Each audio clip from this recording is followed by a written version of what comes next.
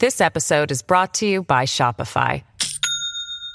Do you have a point of sale system you can trust, or is it a real POS? You need Shopify for retail. From accepting payments to managing inventory, Shopify POS has everything you need to sell in person. Go to shopify.com/system, all lowercase, to take your retail business to the next level today. That's shopify.com/system.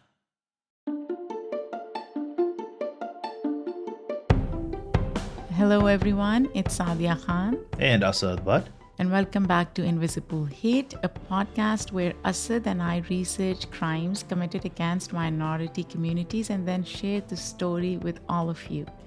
This episode is actually part 2 of the Matthew Shepard story we did last week. So if you haven't listened to that episode yet, pause this and listen to part 1 first. As a quick recap, Matthew Shepard was a 21-year-old young man from Wyoming who was robbed, beaten, and then killed by 2 other men in their 20s. This happened in October of 1998. The case is widely recognized as a hate crime because Matthew was openly gay, and it seems like the perpetrators knew about his identity. At least that's how it looks so far. Right. Part 1 ended with Matthew in the hospital. His injuries were pretty severe. By the time his parents flew in from Saudi Arabia, doctors had declared him brain dead. They kept him on life support until he died 5 days later, early in the morning of October 12th, 1998. In this episode, we will be covering the trial, hate crime legislation, and Saadia, you also mentioned that there's some controversial aspect to the case, right? Absolutely, Asad. There is some alleged information that came to surface years after Matthew died. So we'll get into the implications of that. And as always, at the end of the episode, we'll dissect all this information to decide whether or not we think it was a hate crime. Again, this is not to doubt the story or suggest it wasn't a hate crime. We just want to have the conversation. It's great. Let's keep going with the story. Listeners, if you remember, we've been using the documentary Matt Shepard is a Friend of Mine as a big source for this story. In this documentary, we learned that Matthew's name is already all over national newspapers, radio stations, and TV news reports by the time his parents, Judy and Dennis, come back to the States. It's no wonder, clearly, Matthew's case was no accident. Matthew's friends are already worried that this was a targeted attack on Matthew's sexuality, a homophobic hate crime. And I understand where they're coming from. We mentioned last episode how the 90s are still fraught with the HIV crisis, and plenty of Americans still don't support LGBT identities, which is unfortunate. Beyond that, remember that another gay student on the University of Wyoming's campus had been verbally and physically harassed the week before Matthew himself was attacked. Matthew was open about his sexuality, so it makes sense that his friends believe his death could be something deeper. This creates a lot of media traction. Matthew's parents arrive at Poudre Valley Hospital in Colorado to find a group of well-wishers and a lot of media folks outside. This is according to the Wyoming history website, wyohistory.org, which has also been a helpful source for both our episodes. When Matthew officially dies on October 12th, the news is big enough to reach the president, who at the time is Bill Clinton. On the same day as Matthew's death, Clinton says the following while standing on the south lawn of the White House in Washington, D.C. Take a listen. I want to say again, crimes of hate and crimes of violence cannot be tolerated in our country. In our shock and grief, one thing must remain clear. Hate and prejudice are not American values.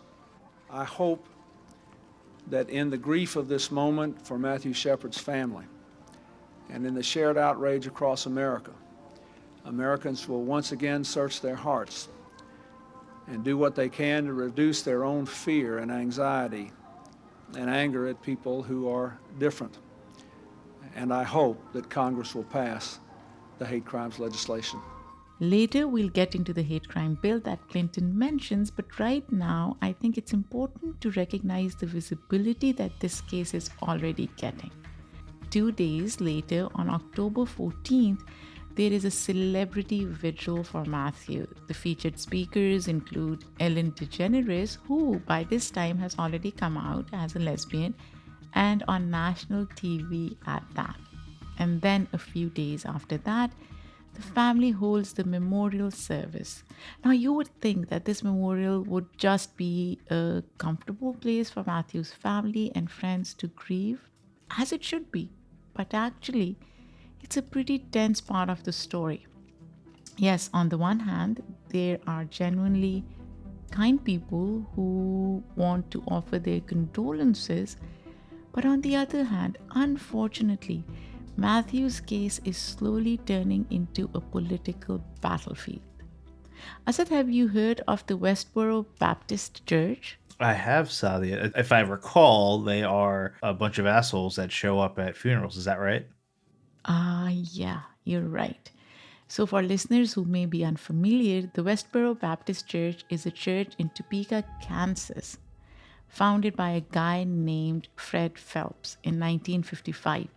Its members call themselves a Christian church, but Westboro is notorious for its homophobic hate speech.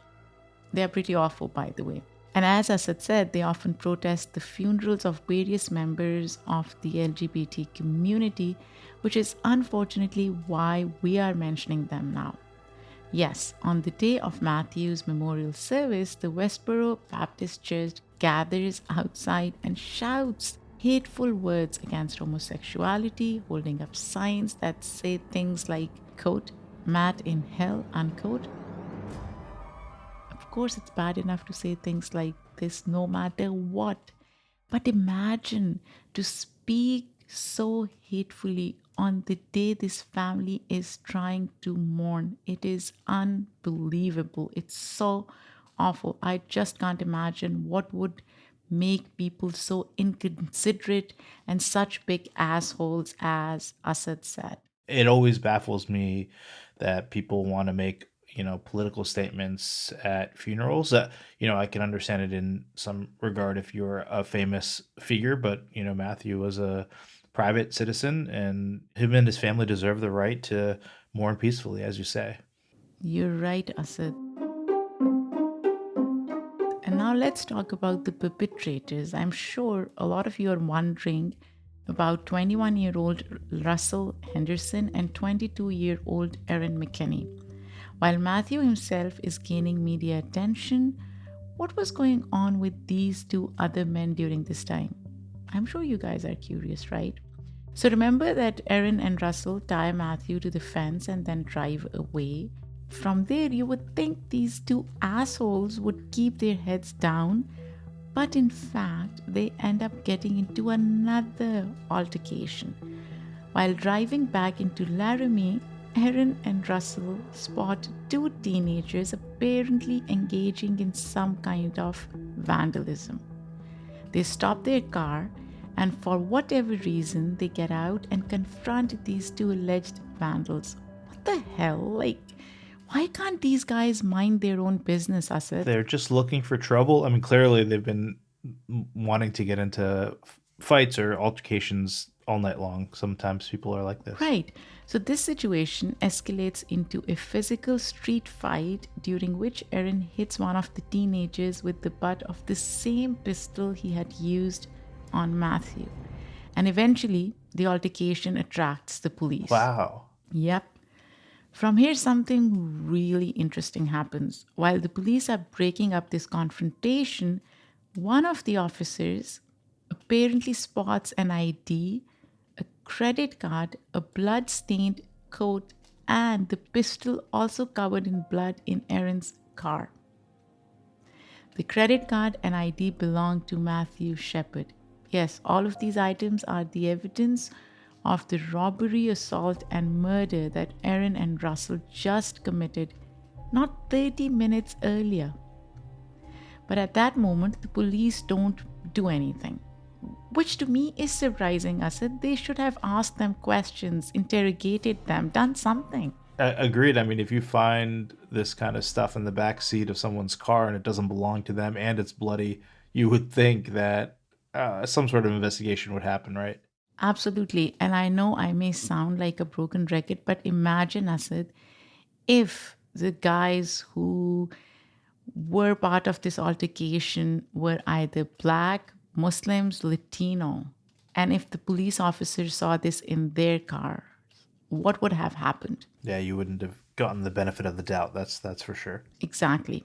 Now, according to a statement in the Colorado news source, police officers kind of figure that the blood is a result of the two teenagers that Aaron and Russell just got into a fight with. That doesn't make sense to me, though. But then again, Asad, I'm pretty sure police know something doesn't really quite add up. This episode is brought to you by Shopify. Do you have a point of sale system you can trust, or is it a real POS? You need Shopify for retail. From accepting payments to managing inventory, Shopify POS has everything you need to sell in person. Go to shopify.com/system, all lowercase, to take your retail business to the next level today. That's shopify.com/system. Yeah, sadly, I mean, as you're describing it, I've never been in a fight, let alone two in one night. And so I've got a lot of questions about the amount of blood, right? Like if you see a blood-stained coat in the back seat and then someone else's identification, and then this is just not adding up to me. And then for them to be in a quick fight with these two teenagers that supposedly produces a lot of blood, I guess maybe, but you would think that the presence of all this blood, I don't know how much amount there was, but even more than a little bit, that there would be more questioning. Exactly, Asad. But I can also imagine that police don't have enough information to act on any of their suspicions, right? Matthew won't be found for another 18 hours. So it's not like the police are even aware that there are these two crazy murderers to keep an eye out for. At least not until later.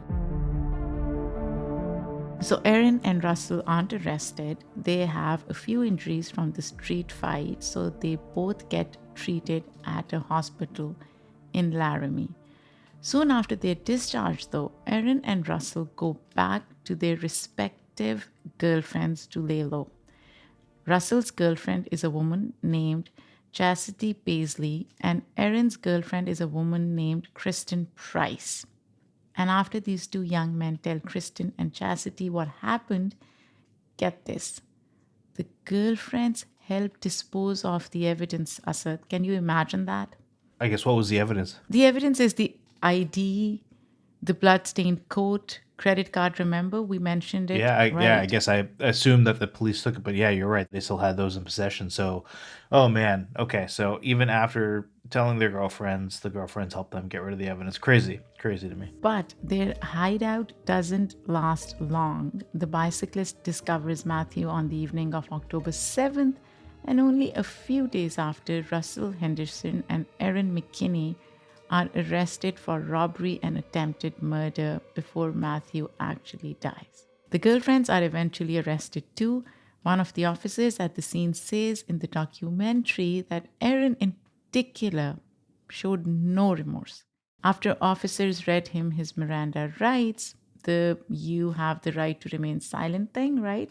Those laws, Aaron confesses on the spot.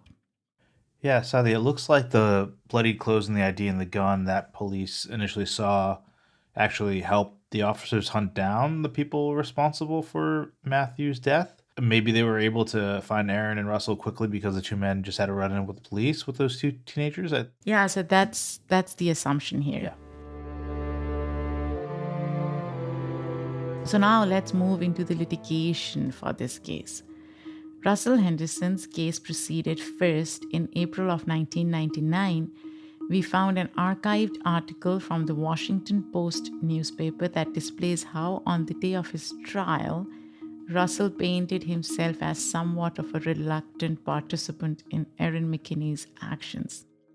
He said that Aaron initiated and carried out all of the beatings while Russell was just driving. How innocent, Asad. And in court, Russell apparently turned to Matthew's parents and said, quote, "There is not a moment that goes by that I don't see what happened that night.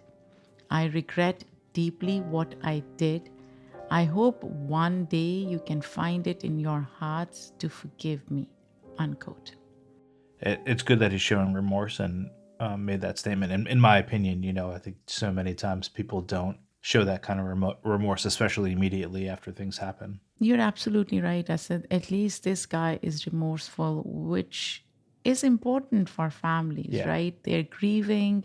They want the perpetrators to at least acknowledge the damage that they've done. Now, Russell pleads guilty to kidnapping and first degree murder. At 21 years old, he was sentenced to 2 consecutive life sentences and remains in prison today. He even maintains his regret in a 2018 interview with the Associated Press. Russell said the following: Matthew didn't deserve any of this, and I'm so ashamed that I was ever a part of this. He was a human being. He was a son, he was a brother, he was a friend. He had many people that loved him, and his life mattered. And I think about Matthew every single day of my life. But there's something else that interested me about Russell's testimony, Asad. According to the Mercury News, Russell also claimed in that same 2018 interview that he and Erin were not actually motivated by Matthew's sexuality. Yeah, he says they didn't even know Matthew was gay. They just wanted to rob him. And a 2018 article from BBC News even asserts that Russell and Erin were both using meth at the time. Oh, wow. Okay. Yeah, so now let's bring drugs into the mix. Now there is a bit of discrepancy with this meth claim, by the way.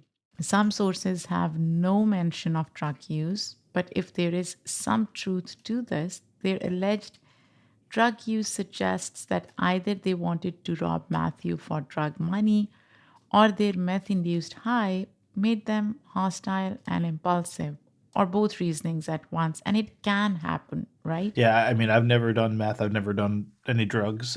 Assuming you haven't either, Saadia, though I don't know if we want to. No, I haven't, Asad. I don't know how people act on meth, but I can imagine that it could create a different personality for them for sure. You're right, and this wouldn't make their crime any less awful, Asad, but it would disrupt the claim that this was a homophobic hate crime. Agreed, yep. But here's the thing. If we go back to the trials, Erin McKinney's testimonies in 1999 suggest something very different. Unlike Russell, Erin didn't just plead guilty. No, Erin tried using something called the quote-unquote gay panic defense.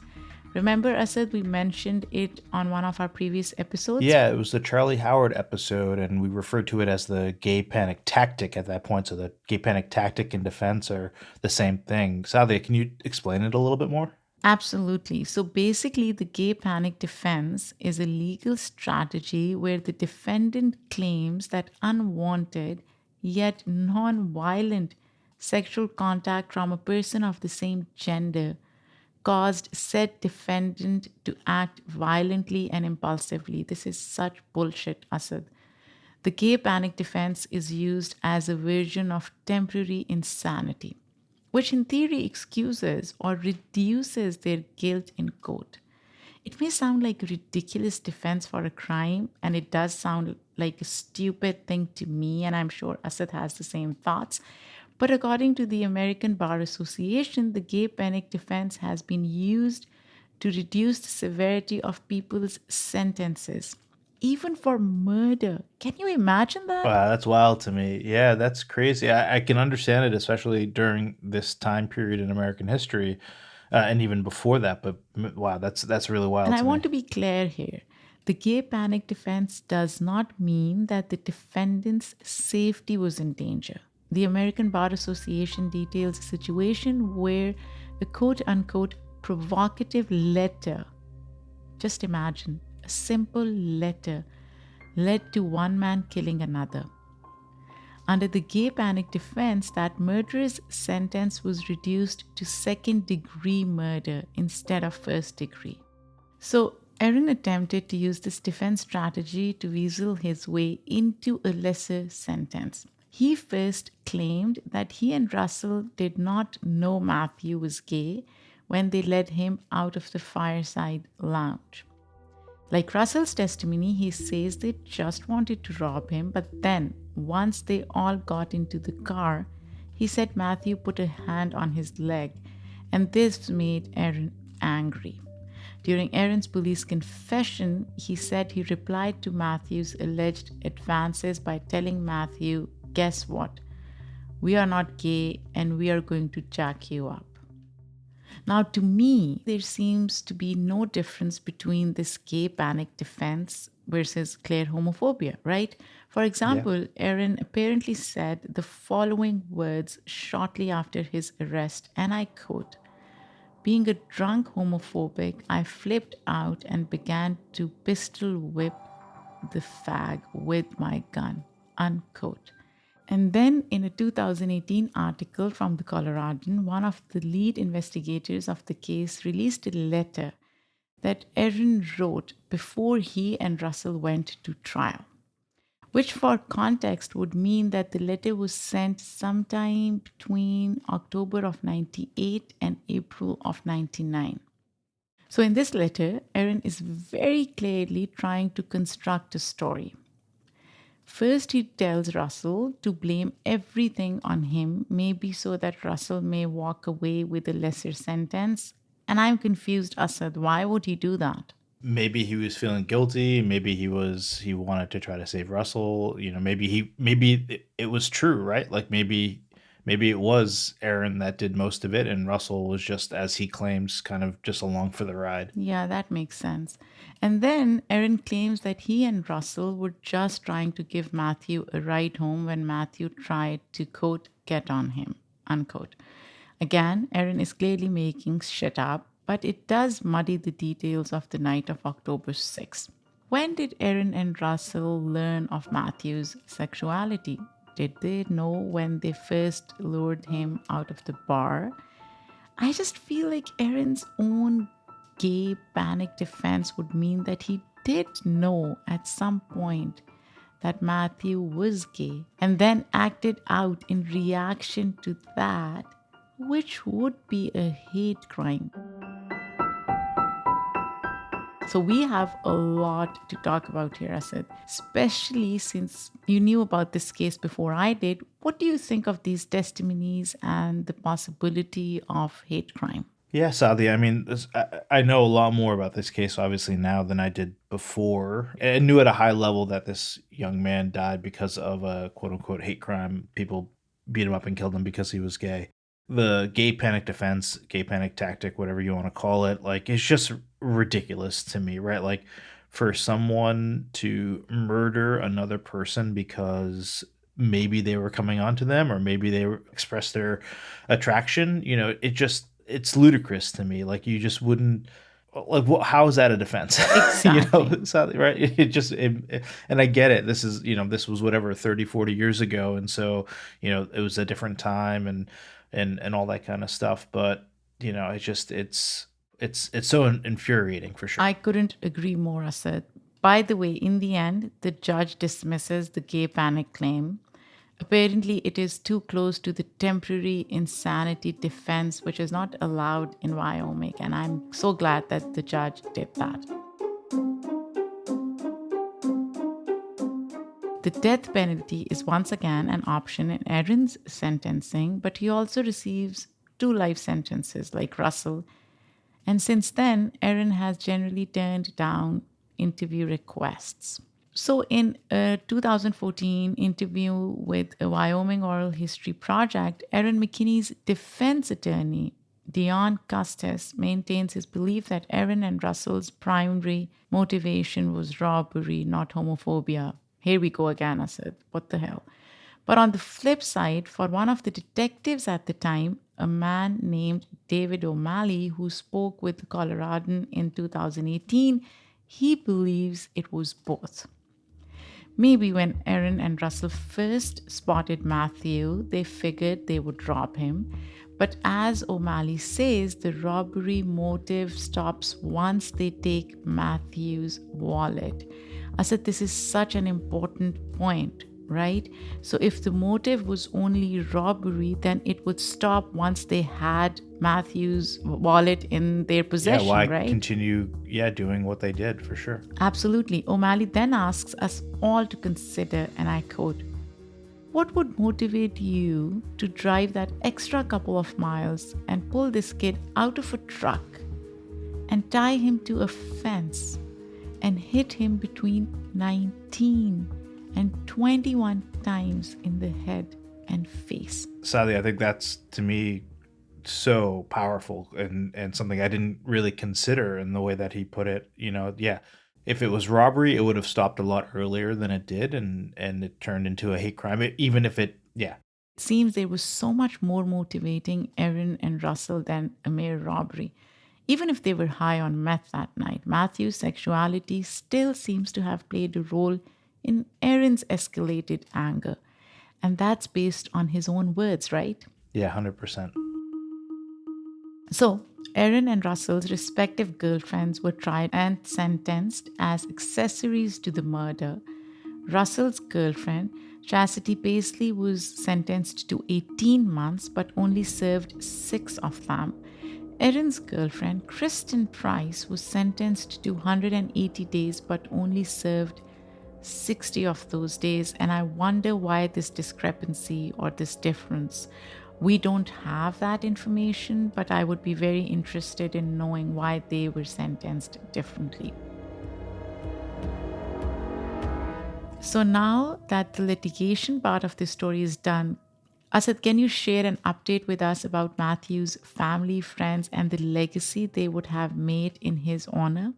Yeah, certainly, Saadia. So on December 1st of 1998, the day that would have been Matthew's 22nd birthday, Matthew's parents, Judy and Dennis, founded the Matthew Shepard Foundation. We'll leave a link to their website in the show notes so that you can check it out for yourself. But in short, their foundation aims to promote inclusivity and equality through different programming. For example, they've held speaking engagements at various functions and provided hate crime prevention training to law enforcement officers. Logan Shepard, Matthew's younger brother, worked in various positions in the foundation for years. And I just think it's amazing that the Shepards have used their tragedy for something so positive. That takes a lot of strength, for sure, for them to do that. And then great things were happening outside of the family too. In the year 2000, just 2 years after Matthew's death, the playwright and filmmaker Moises Kaufman created the Laramie Project to explore the aftermath of Matthew's death. The Laramie Project is a play, but it draws on news reports and real-life interviews with many different people living in Laramie. And good news, listeners, in 2002, the play was adapted into a movie, which is now available on HBO Max and Prime Video. And in 2009, about 10 years after Matthew's death, President Barack Obama passed the Matthew Shepard and James Byrd Jr. Hate Crimes Prevention Act. For context, do you remember the moment much earlier in the episode where Bill Clinton mentioned the need for a hate crime bill? Well, at that time, it wasn't actually passed, even though Aaron and Russell still received double life sentences. So when President Obama signed this act into law about 10 years later, it was a pretty important moment for the country. And not just for Matthew's friends, families, and supporters. Notice the second name in the law, James Byrd Jr. Listeners, if you have not yet learned about him, I suggest you do your research. James Byrd Jr. was a 49-year-old African-American man who was also brutally murdered in 1998, a few months before Matthew was attacked and killed. Byrd's death was also a hate crime. The culprits were white supremacists. Oh, no. And this also was a pretty difficult case to learn about, but to me, this was why hate crime legislation is so important, right? Hate crime legislation recognizes that sometimes certain people are vulnerable to attacks just for being who they are, and it's something we all need to be aware of. And of course, we want to mention the documentary Matthew Shepard is a Friend of Mine, which once again has been an amazing resource, One of Matthew's friends, a woman named Michelle Josie, directed the documentary, which was released in 2013. You can rent it through a few different streaming sites, so if you get a chance, I recommend giving it a watch. So a lot of great resources, and we're going to donate to the foundation, and we encourage you to do that as well. But before we go, Saadia, I still have a question for you. You mentioned in part one that you found some more controversial kind of alleged details, right? Like, I know you were talking about the uncertainty of the meth use claims. Was that it, or was there something else? Yes, Asad, there is more to the story, and I'm glad you remembered. So, one last thing that we want to share with you, the meth use is a piece of that more controversial story. In 2013, 15 years after the murder, a journalist named Stephen Jimenez wrote and released a book called The Book of Matt, which suggests a wildly different take on the case. In this book, Jimenez not only claims that crystal meth played a big role in the case, he asserts that Matthew himself was also addicted to meth, even selling it sometimes. But beyond that, remember that up until now, all reports have said that Matthew did not know his attackers, right? Yeah. Well, Jimenez alleges that Matthew and Erin McKinney actually knew each other before the night of October 6th because they were in a sexual relationship and that they had bought drugs from each other. Supposedly, the night of Matthew's murder was actually a fight over meth with Matthew at the center of it. Oh my goodness. That is definitely something that came out of left field there, Saadia. I don't even know where to begin. Exactly, Asad. And honestly, I don't believe this story. I kind of rolled my eyes when I first read through the Guardian article because it seemed so unfounded. There are very few resources that corroborate what Jimenez said. So I don't know where this is coming from. The book has even been used as fuel for the right winged groups who use it to discount Matthew's story altogether. And Jimenez has received a lot of pushback against his book, thus making it the controversial part of this case that I was talking about. Yeah. And to be fair, Jimenez says in a 2013 interview that he did not intend for this book to have a political agenda. He claims that he went to Laramie in the early 2000s to research the case for a screenplay he was writing. It's also worth mentioning that Jimenez himself is openly gay, so it doesn't seem like he was investigating the case to discount it. And lastly, Jimenez claims in that same 2000 interview that the media quickly reached a conclusion on this case without doing adequate research on what actually happened.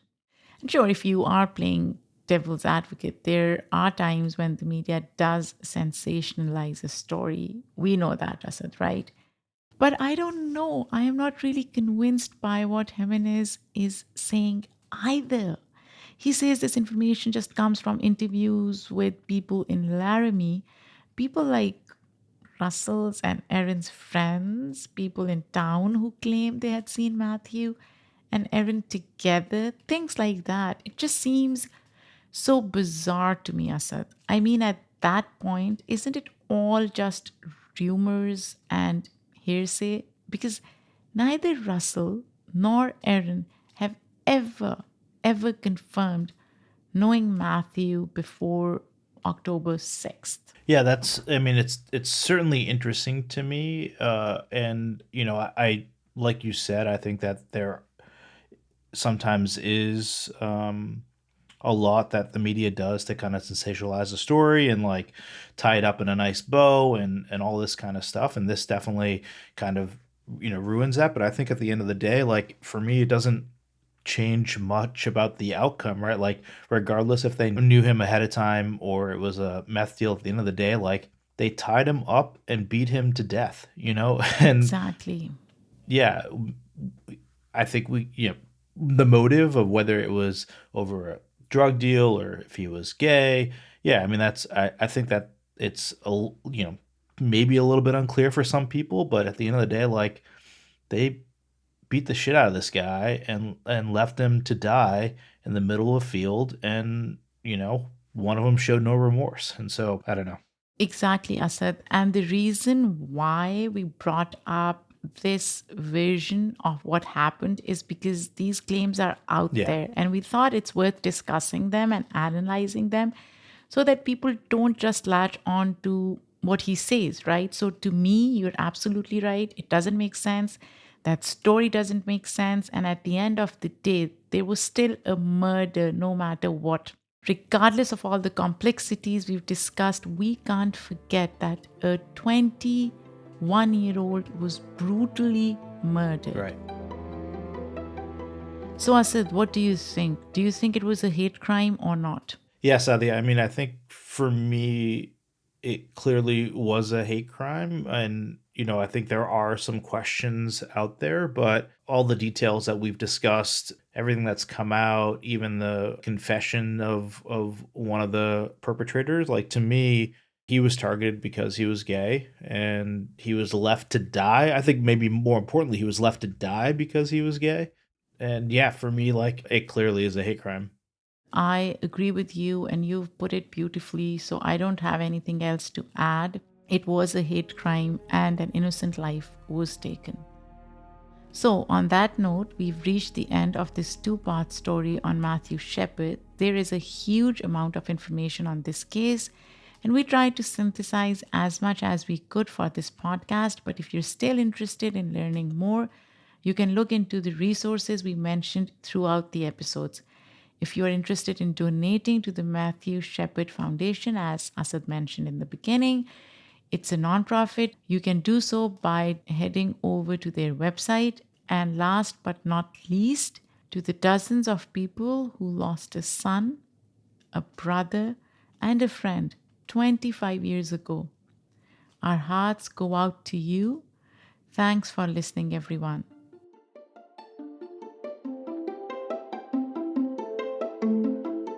Thank you so much for listening to Invisible Hate. If you want to learn more, check out links in the show notes about the case. Please email us your thoughts on this story or any other story that you think we should cover, or the ones that we've already covered.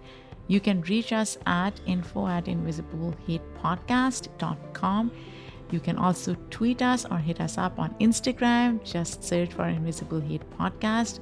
Thanks again for listening. If you like what you hear, please share it with a friend. Give us a 5-star review.